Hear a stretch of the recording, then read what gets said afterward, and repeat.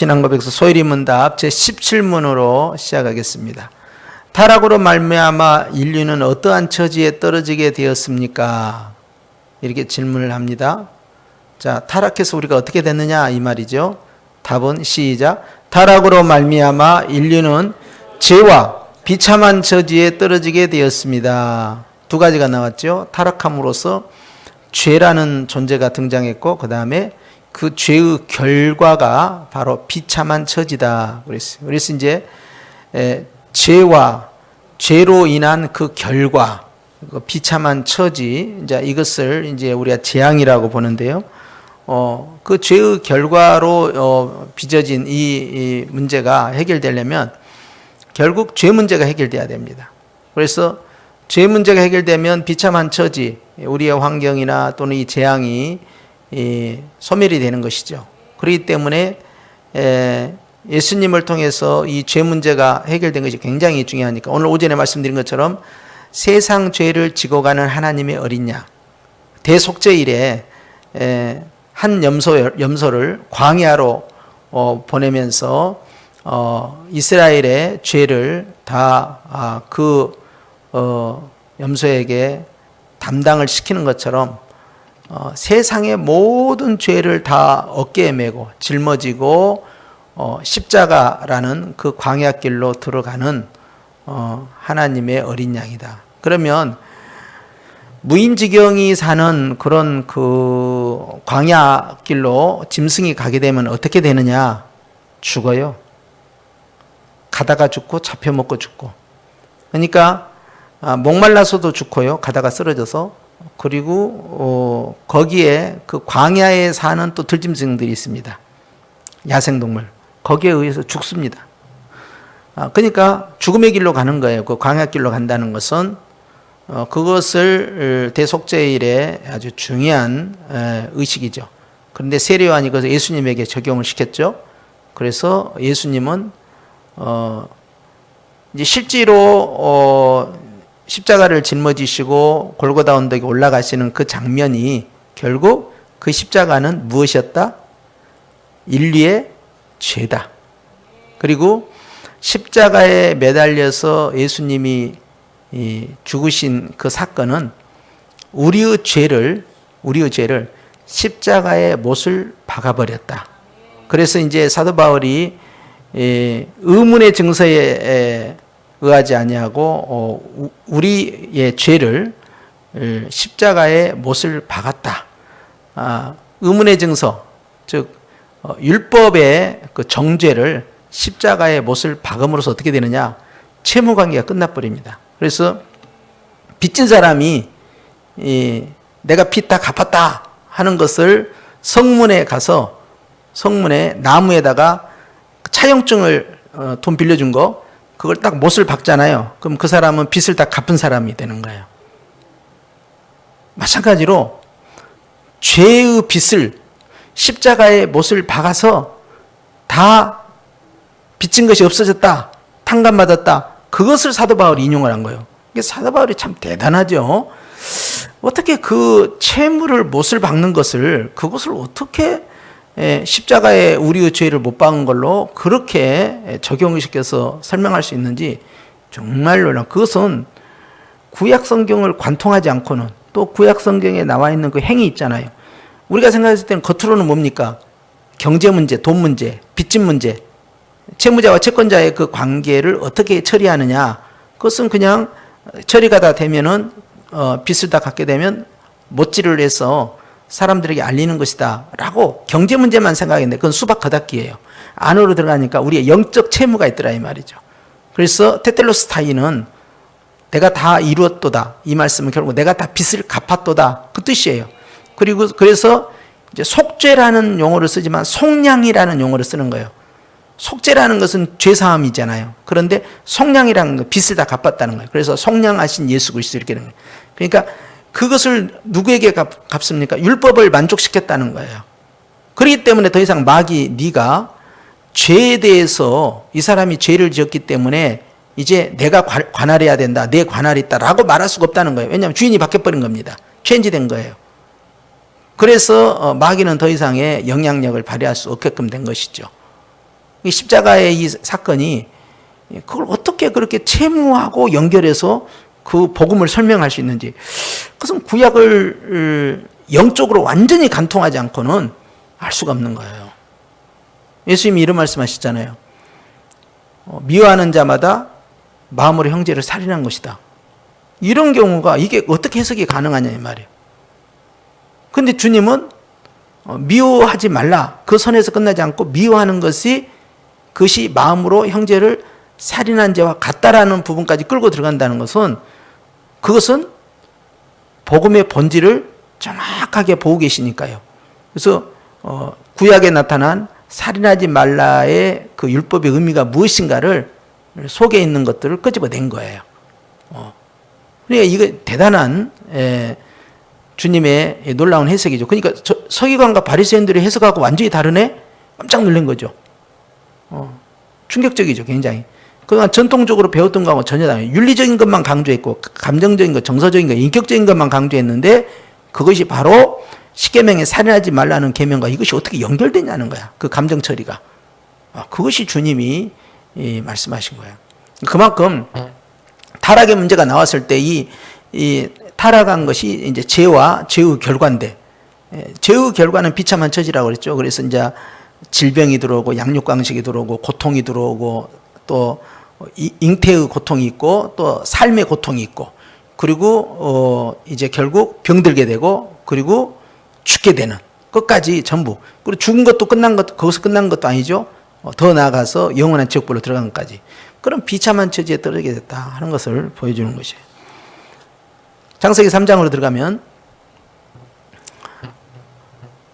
3장 16절에 또 여자에게 이르시되 내가 네게 임신하는 고통을 크게 더하리니 그랬어요. 죄의 결과입니다. 이게 죄의 싹슨 사망이라고 했는데, 죄의 결과가 하나님과의 관계가 단절됐잖아요. 수치심을 느끼고 부끄러움을 느끼고 주님을 피해버렸어요. 자기가 벌거벗은 것을 알고 자기 컴플렉스에 빠지게 되고 하나님을 외면해버리는, 그래서 하나님을 대면하는 관계였어요. 근데 대면이 이제 중단된 겁니다. 그리고 나무 뒤에 숨어버린 거예요, 그냥. 그렇게 하면서 주님을 피해버리는, 관계성이 깨져버리는 게 영적 죽음, 관계성의 사망성과 떨어진 거예요. 그리고 육체가 죽게 되고 그리고 영혼이 죽게 되는 그런 과정을 받게 되는데, 첫 번째 이제 이 여자에게 나타나는 것이 임신하는 고통을 크게 더하겠다. 그래서 임신해서 아기를 낳을 때 그렇게 큰 고통을 누리지 않은 상황이었는데, 이제 이 선악과 사건 이후에 빚어진 결과는 결국 임신할 때 고통이 크게 더한다는 것은, 그러면 출산할 때 생체에 있어서 변화가 나타났다는 거예요. 이게 그 전에 예를 들어서 골반이 다 열려서 뭐 전혀 통증을 느끼지 않고, 뭐 예를 들어서 비유가 좀 그렇습니다만은 닭이 계란을 낳은 것처럼 계란 낳을 때 막 그렇게 고통스러워하지 않잖아요. 우리가 보기에는 그런 것 같아. 여러분 보기에는 어때요? 닭이 엄청난 막 상고의 고통을 느낍니까? 알 낳을 때 그런 것 같지는 않죠. 그런데 이 임신의 고통이 시작됐다는 것은 여성에게 있어서 신체적 변화가 일어났다는 것을 의미하는 것이죠. 뱀도 마찬가지예요. 뱀도 이제는 저주를 받아서 어떻게 됩니까? 흙을 먹은다고 했고 기어다닌다고 했잖아요. 그러면 반대로 뱀은 전에는 흙을 먹지 않았고 기어다니지 않았다는 것이에요. 적어도 걸어다녔거나 또는 날아다녔다는 이야기예요. 그런데 계시록에 보면 옛뱀, 리버 야단에 대해서 옛뱀은 꼬불꼬불하고 날아다니는 뱀이라고 그렇게 돼 있어요. 용 이렇게 돼 있어요. 그걸 보니까 뱀은 적어도 걸어다니든지 아니면 또 날아다닐 수 있는 그런 구조 속에서 결국 에덴 동산에 하와를 미혹했다 이렇게 봐야 되겠죠. 그리고 임신하는 고통과 함께 이제 그 다음에 이걸 크게 더한다 그랬어요. 이제 여기서 비극이 시작된 거죠. 그 다음에 네가 수고하고 자식을 낳을 것이며 그랬어요. 굉장히 힘들게 난다는 거예요. 근데 여자의 수고는 자식을 낳는 것에서 이제 크게 확대가 됐잖아요. 근데 남자의 수고는 그 밑에 가면 남자는 너로 말미암아 땅이 저주를 받아서 너는 네 평생에 수고해야 된다. 그러니까 여자는 애 낳을 때만 수고하는데 남자는 평생에 수고를 해야 된다는 거예요. 평생에. 똑같은 수고입니다. 그런데 남자의 수고가 훨씬 강해요. 그래서 이제 여자는 다시 앞으로 돌아가면 수고하고 자식을 낳을 것이며, 자, 그 다음에 이제 문제, 평생에 어떤 일이 벌어지나, 남편을 원하고 남편은 너를 다스릴 것이다 그랬어요. 너는 남편 없이는 살 수 없는 의존적 관계가 형성돼. 그러니까 남편의 보호와 남편의 도움이 없이는, 전에는 자기가 남편을 돕는 자였잖아요. 그래서 돕는 배필이었어. 근데 이제는 남편을 돕는 것이 아니라 이 사건 이후로는 남편이 나를 보호해주고 남편이 나를 도와줘야 돼. 남편이 없이는 살 수가 없어. 남편 없이 살다가는 완전히 그 만신창이가 되는 거야. 그래서 남편의 도움을 원하는 상황이고, 남편의 보호의 그늘 속에서 남편을 원하고 사모하고, 그리고 남편은 너를 다스린다. 전에는 다스리지 않았어요. 둘이 똑같은, 자기가 자기 자신이기 때문에 인격체로서 양성평등이었어요. 근데 이게 깨져버린 거예요. 그리고는 이제는 주종관계가 형성돼요. 그래서 사라가 아브라함을 향해서 주라고 그렇게 호칭을 했다고요. 주종관계가 형성돼 버린 거예요. 그래서 이제 남편이 아내를 다스리는 통치관계가 형성되는 거예요. 왜? 여성가족부에 전하고 싶어요? 양성평등인데 이게 뭔 일이냐고? 그렇게 되면서 이 남편으로부터 간섭을 받고 지시를 당하고 명령을 당하고 구조적으로 가불관계가 형성이 돼버리는 구조가 저 상황이에요. 자, 남자는 어떻게 됩니까? 아담에게 이르시되 네가 네 아내의 말을 듣고 내가 너에게 먹지 말라는 그 나무의 열매를 먹었은즉, 하나님 말씀보다 네 아내 말을 네가 들었은즉 그 말이에요. 땅은 너로 말미암아 저주를 받고 피조세계의 저주가 시작됩니다. 이것이. 그래서 온 피조세계의 대표성을 가지고 있는 이 아담이 결국 자기 자신의 언약의 유지를 실패함으로써 결국 온 피조세계에 저주가 임하게 되는. 그럼 너는 어떻게 되냐? 네 평생에 수고해야 된다. 네 평생에. 죽을 때까지 수고해야 돼. 그리고 그 소산을 먹어라. 땀을 흘린 만큼 네가 먹는 거니까 땅이 너에게 가시덤불과 엉겅퀴를 낼 것이다. 전에는 에덴 동산에서 어쨌어요?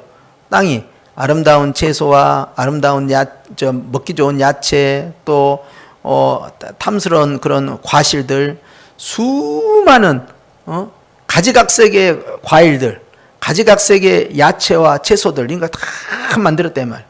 그런데 이제는 아니에요. 그걸 먹을 수 없다는 거예요, 이제는. 예, 땅이 협조를 안 해줘. 저주받은 땅이. 그래서 가시덤불과 엉겅퀴, 막 대적해서 싸우는 거죠. 땅하고 싸우는 거야. 그러니까 이제 땅을 어떻게 됩니까? 흙으로 돌아갈 때까지 얼굴에서 땀을 흘리면서 막 힘쓰고 애써서 이제 땅을 가꿔야 돼요. 그렇게 해야만이 너는 그것을 먹게 된다. 그리고 너는 결과는 어떻게 되냐? 평생의 끝자리는 흙이니 흙으로 돌아가라 그랬어요. 참 인생 허망하게 됐죠. 흙으로 만들어진 흙으로 간다는 거예요. 이제 그것이 이제 인간이 받은 저주입니다. 그 다음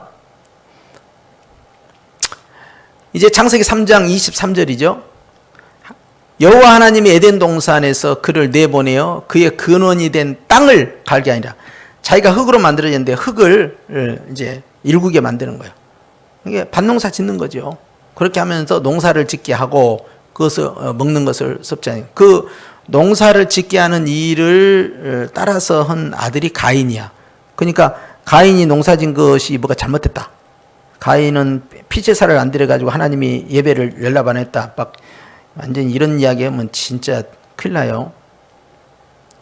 옛날에는 그렇게 가르쳤어요. 옛날 돌아가신 우리 선배 목사님도 그렇게 했는데 그 몰라서 그렇게 한 거예요.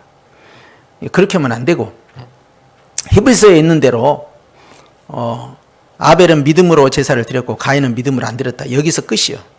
여기다 더 이상 뭐 피제사를 드렸냐 안 드렸냐 이렇게 막, 그러면 레위기에 그러면 소제로 드리는 것은 곡물제사인데 곡물제사는 주님이 안 받나?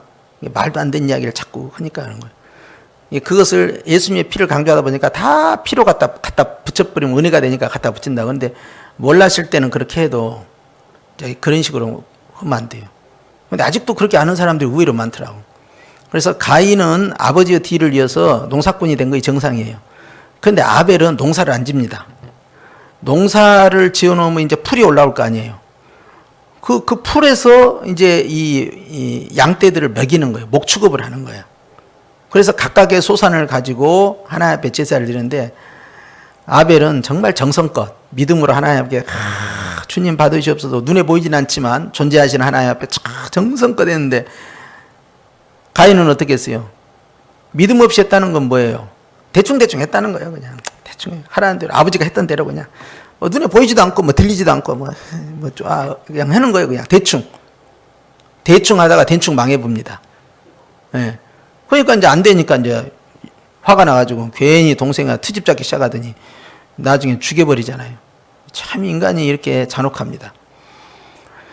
자기가 안 되는 것을 갖다가 화풀이를 아벨한테 하는 거예요. 아벨은 항상 아벨이 하는 건 정상이고 자기가 하는 것은 지금 실격한 거야.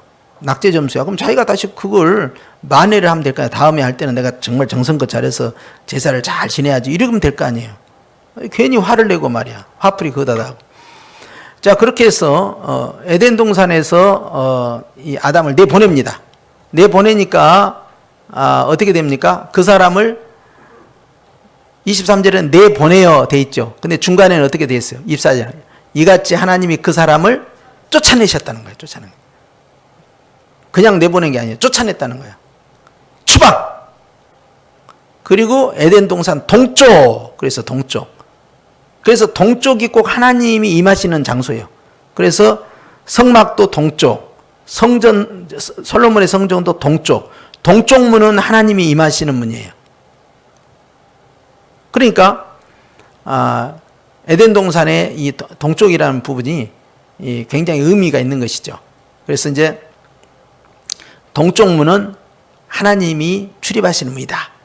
그래서 이제 또 우리 지구를 놓고 봤을 때, 물론 지구가 태양을 돌지만 해가 동쪽에서 뜬다. 그런 의미도 들어있어요. 그래서 이제 동쪽에 이 에덴 동산으로 들어가는 출입구인데, 이 출입구가 이 동쪽으로 들어가면 바로 생명나무 있는 길로 직행할 수가 있어요. 그걸 막아버린 거예요. 그룹들 두루 도는 불칼을 두은 게 화영검입니다. 화영검. 이걸 생명나무 길을 지켰다. 동쪽에 천사를 세워가지고. 그것도 천사도 어떤 천사냐면 그룹 천사입니다. 일반 천사들보다 레벨이 높은 천사들이에요. 저 생명나무가 도대체 얼마나 귀중하길래. 그러니까 그 생명나무가 아직도 생명나무로 보이면 전혀 신약을 이해를 못한 거예요. 저 생명나무 결국 누구를 가리킨 거였어요? 예수 그리스도를 가리킨 거였다. 그래서 예수님은 생명나무가 되시고, 실제 계시록에 보니까 22장에 주의 보좌에서 생명수가 흐르고 그 강 좌우에 생명나무가 이제 쭉 심겨져 있는데, 생명나무가 열매가 있어요. 열매가. 생명나무 열매가. 근데 그 열매는 어떻게 되냐면, 창세기에는 언급이 안 돼 있는데 계시록에는 생명나무가 한 나무에 12과실이 한 달에 한 번씩 12달 열린다 돼 있는데, 이게 말이 안 되는 거예요. 왜 말이 안 되냐? 새하늘 새 땅에 시간이 있어요, 없어요? 없어. 시간이 없어. 그리고 그 나무에 꼭 왜 12개만 열려? 15개도 열릴 수 있고 20개도 열릴 수 있잖아요. 12가 완전 숫자입니다. 그리고 왜 12달이라고 하냐고. 12달. 시간이 좀 없는데, 무한대로 들어갔는데, 시간도 똑같이 완전 숫자예요. 그러니까 계속해서 무한 반복이에요. 무한 반복. 계속 무한반. 12과실이라는 건 충만한 과실이에요. 그러면 여기 12과실, 저거 12과실, 저거 12과실. 그러면 나무가 총 몇 그루냐, 총 몇 과실이냐. 무한이라며, 무한. 무한으로 하는데 매달 바꿔진다는 것은요, 매번 새롭게 열매가 나온다는 거예요. 따먹으면 또 나오고, 따먹으면 또 나오고, 따먹으면 또 나오고. 무한 반복되는. 그런데 맛이 전부 틀려. 그런데 어느 것을 따먹어도, 예를 들어 복숭아 맛이 나올 수 있고, 포도맛 날 수 있고, 배맛 날 수 있고, 바나나 맛 날 수 있고, 파인애플 날 수 있고, 뭐 별의별 날 수 있잖아요, 과일. 그런데 어느 과실을 먹든 맛은 다 달콤하고 맛있고 각각 특징이 있는데 다 생명나무야. 그런데 놀라운 사실은 생명나무를 먹고 영생을 얻는 게 아닙니다.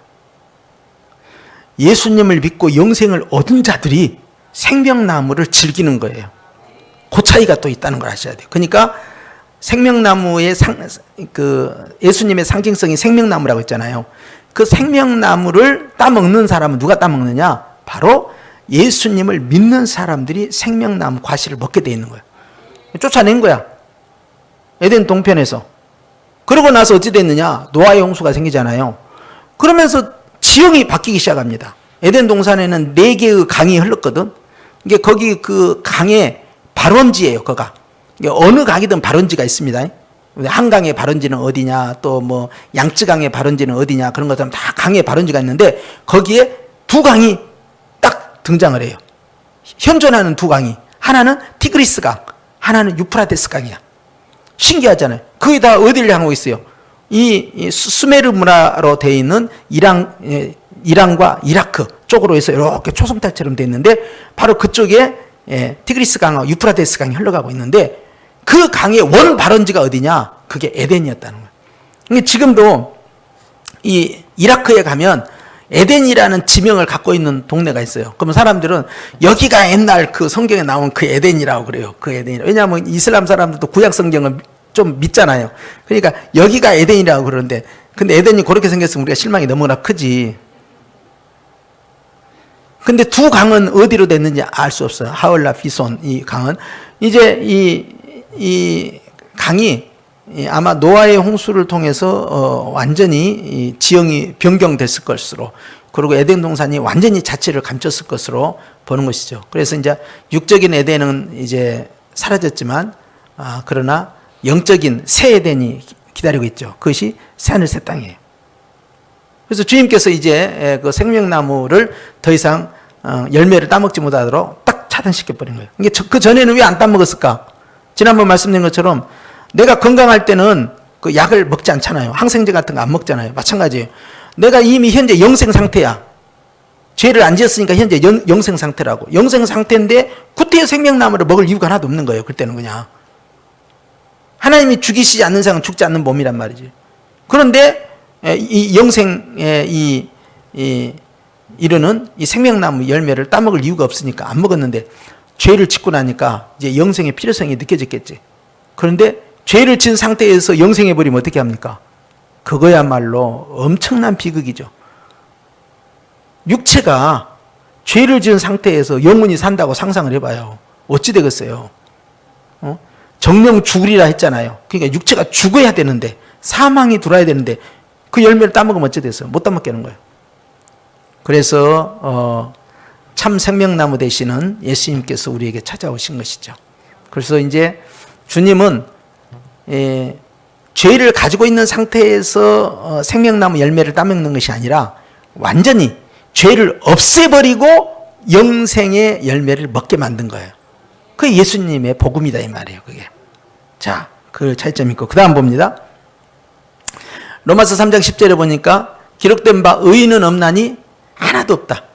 깨닫는 자도 없고 하나님을 찾는 자도 없고 다 치우쳐 함께 무익하게 되고 선을 행하는 자는 없나니 하나도 없다. 한 명도 없다는 거예요. 그들의 목구멍은 열린 무덤이요 그랬어요. 자, 목구멍. 그 다음에 그 혀로는 속임을 일삼으며 혀. 그 입술로는 독사의 독. 그래서 입술.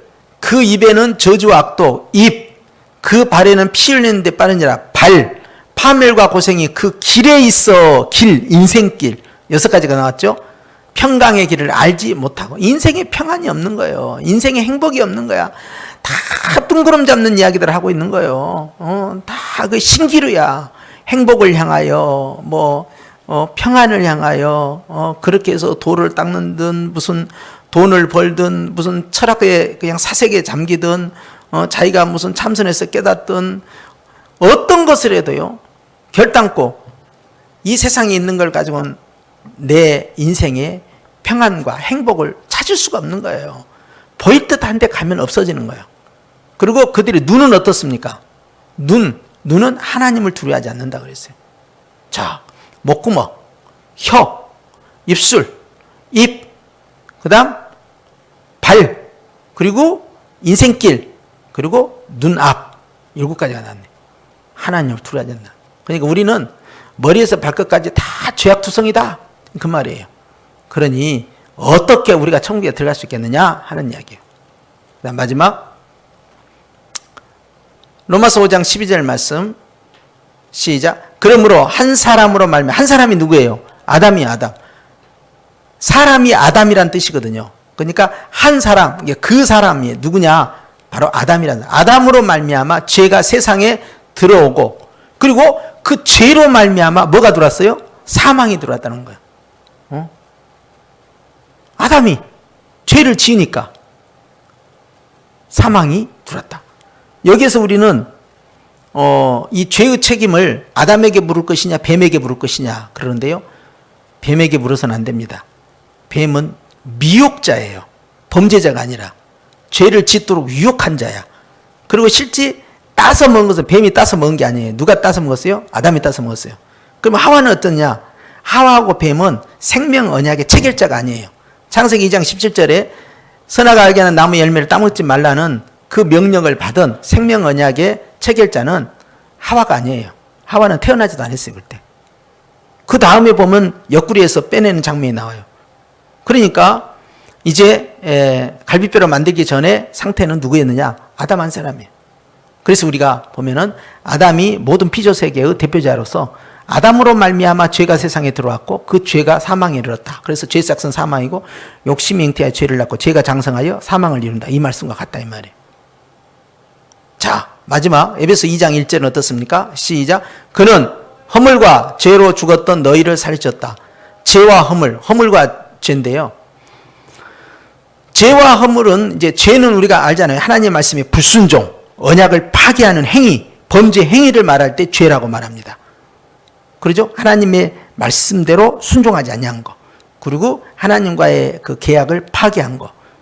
그랬는데 우리도 다 언약의 그 계약자입니다. 우리는 어떤 계약자냐면 예수님 안에서 이 잔을 마시라. 이 잔은 너희를 위하여 흘리는 바 나의 생명의 언약의 잔이다 그랬어요. 언약의 잔. 언약의. 그래서 신약이 나온 겁니다. 그런데 허물은 뭐냐면요.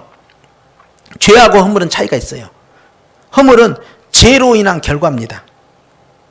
그래서 이제 우리가 성격이 모난다든지 또 행동이 뭐가 난다든지 그렇게 해서 우리가 행위로서 죄의 결과로서 빚어진 상태를 의미할 때 허물이라고 말하는데 이 죄와 허물로 그 다음에 어떻게 되어 있냐면 단어가 중요한 단어인데요. 죽었던 이렇게 되어 있어요. 완료형입니다. 이게. 완료형을 단어를 쓰고 있다는 것이 신기하잖아요. 죄와 허물로 죽을 수밖에 없는 우리를 살려주셔서 우리가 그렇게 기도하잖아요. 그런데 죄와 허물로 죽을 수밖에 없었던 우리가 아니라 이미 죽었던 그리고 죽을 수밖에 없는 이렇게 하는 건 괜찮아요. 이게 기도 내용도 바뀌어야 되겠죠. 죄와 허물로 우린 이미 죽었다는 거예요. 이미 죽었다. 사형 선고가 이미 집행이 된 거예요. 이게 태어나자마자 사형 선고가 떨어져 버렸어. 살라고 태어난 것이 아니라 죽으려고 태어난 것밖에 안 돼요. 예수님 안 믿게 되면. 왜 사냐? 죽으려고 사는 거예요, 지금. 말이 좀 이상합니까? 하나도 안 이상해요. 죽으려고 사는 거야, 지금. 죽음을 향해서 가고 있다니까. 태어나자마자 죽음으로 가고 있어요. 왜? 죄에서 출발했으니까. 어머니 모태에서부터 시작해서. 그래서 조상의 유전죄와 자기의 자범죄를 통해서 우리는 이미 사형선고를 받고 출발을 한 거예요. 그런데 주님이 우리를 살리셨대. 그 살리셨다는 것이 무슨 말일까? 부활시켰다는 건데 이게 무슨 말이지? 예수님의 부활이 바로 네 부활이다. 이렇게 되는 거예요. 그래서 우리는 이제 진짜 참 생명나무이신 생명이 나는 길이요 진리요 생명이니 그랬어. 나로 말미암지 않고 아버지께 올 자가 없다.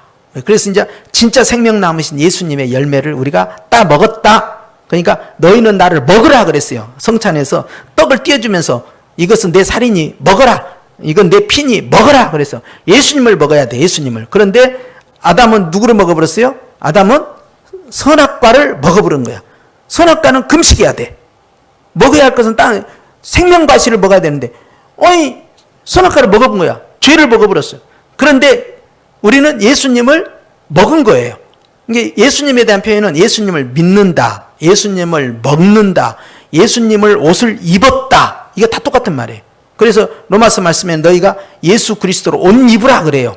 그러니까 옷을 입었다 또는 예수님을 먹었다, 또 예수님을 믿었다, 예수님을 영접했다, 다 같은 내용이에요. 그리고 이런 것도 있어요. 성령의 생수를 마셨다, 또 생수가 배에서 흘러갔다, 이런 표현으로 되어 있어요. 전부 이제 식욕을 감동을 시키잖아요. 먹는 걸로 죄를 졌기 때문에 먹는 이야기를 많이 하셔요. 그래서 마지막에도 계시록 22장에서도 먹는 이야기잖아. 12실과 한 나무에서 12실과가 나오고, 그것도 12달 동안 달마다 바뀐다. 그러면서 아주 무한 반복되는 거예요. 무한 반복. 그걸 먹는 걸로 끝나잖아요. 먹는 걸로 타락하니까. 옷을 다 벗었잖아요. 근데 자기가 이제 무화과 잎을 입었잖아요. 주님의 가죽 옷을 입혔잖아요. 그러니까 주님이 세마포 옷을 입히잖아요. 그러니까 옷으로 시작해서 옷으로 끝나고, 먹는 걸로 시작해서 먹는 거라고. 마귀에게 이야기해가지고 이 입으로 죄를 졌고, 눈으로 죄를 졌고, 귀로 죄를 지으니까 성령의 감동으로 성령 강림을 우리가 받았을 때, 사도행전 2장에 그때 내 눈에는 성령의 불꽃이 보이게 되고, 내 귀에는 성령의 바람 소리가, 급하고 강한 소리가 들고, 입에는 성령의 말이 나오는 거예요. 마귀 소리가 나온 것이 아니라 그것이 방언이 터져 나온 거예요. 그리고 삶에는 성령의 열매가 맺는 것이고, 이렇게 되는 거야. 이게 예수님을 통해서 완전히 인생을 바꿔버리는 거예요. 그냥 업그레이드 시켰다 이 말이지.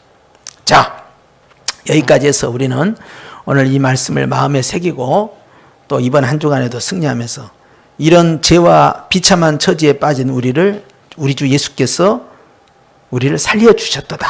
그래서 저와 여러분은 앞으로 살 자가 아니고 이미 산 자고, 앞으로 영생을 얻을 자가 아니라 이미 영생을 얻은 자고, 영생을 소유한 자예요.